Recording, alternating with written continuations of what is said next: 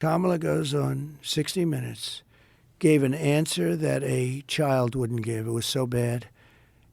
And 60 Minutes took the answer out. They took the whole, and they put another answer in. They edited it deceptively. Which didn't make sense either, but it was better. They took it wasn't editing. It was fraud. This was not editing. Editing is where I'll give an answer and they'll take a couple of words and change them around, or they might even take a sentence or two off, which is very bad. But it's sort of bad. I'd give an answer which was a very good answer. I always talk about, I like to give the weave. I like to give you like to weave things in. But when you do the weaves, and you have to be very smart to do weaves. When you do the weave, look at this, just in this one thing. We're talking about little pieces all over here, but it always ends up home. No, it comes back home. For the right people. For the wrong people, it doesn't come back home, and they end up in the wilderness, right?